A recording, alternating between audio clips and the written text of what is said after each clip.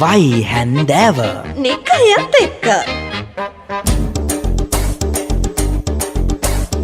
දිල් හොරුන්ගෙත් හිත හොඳ හොරු ගැන තමයි ඊළඟට දැන් මේ වයි හැන්දෑවෙන් කියන්න හදන්නේ. අලුත් ෆිල්ම් එකක් එන්න ඇති හිත හොඳ හොඳ. නෑ ඇමරිකාවේ කැලිෆෝනියා ප්‍රාන්තයේ හිත හොඳ හොරුත් ඉන්නවා. ඒකට හොඳම උදාහරණයක් පහුගිය දවසක අපිට ඇමරිකාවෙන් ආරංචි වුණා. රොබින් හුඩ්ද? රොබින් හුඩ් කොහෙද ඇමරිකාවේ ඉන්නේ? කියන්න වානේ මැනිකලාට පස්සේ මැරියන් එක දැන් පදිංචි වෙහෙද කියලා. නෑ පහුගිය දවසක හොරෙක් පිස්තෝලෙකුත් අරගෙන ඇවිල්ලා එහෙ ෂෙඩ් එකක් පෙට්‍රල් ෂෙඩ් එකක් කොල්ල කාලා. සල්ලි තොගේකුයි ෂෙඩ් එකේ තිබුණු බියර් දෙකකුයි තමයි මේ හොරා උස්සන් ගිහිල්ලා තියෙන්නේ.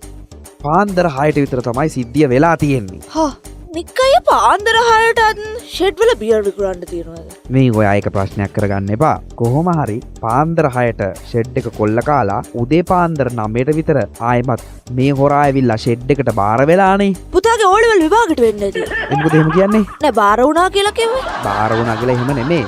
මේ මිනිස්සයා ආයෙමත් ෂෙඩ් එකට ඇවිල්ලා ෂෙඩ් එකේ මිනිස්සුන්ට සොරි කියලා සල්ලි වලින් භාගයක් දීලා ආයෙමත් පොලිසියට බාර වෙලා. නෑ පොලිසියෙන් බෑ අතෑරලා නෑ. මිනිහම අත්අඩංගුවට අරගෙන ප්‍රශ්න කරද්දී අහලා තිනවා අර කොල්ල කැමරට ගෙන ආපු තුවක්කුවකෝ කියලා. එතකොට කියලා තිනවා මං ඒක පඳුරක් අස්සේ හැංගුවා. එතන තමයි බඩු තියෙන්නේ කියලා. ඉතින් පොලිසිය කිව්වලු යන් ඒ හංගපු ආයුධ බලන්න කියලා. අනේ අහිංසක කොල්ලගේ අවසානේ දැන් ඉතින් ඌල් පොටක් අතවා ගන්න බැරි වෙයි. මොකද යෝධයෝ අඬන්නේ? ඔයා අඬන්නේ ඇයි? ඒ කොල්ලගේ අවසානේ කියන්නේ? දැන් ආයුධ බලන්නනේ යන්නේ.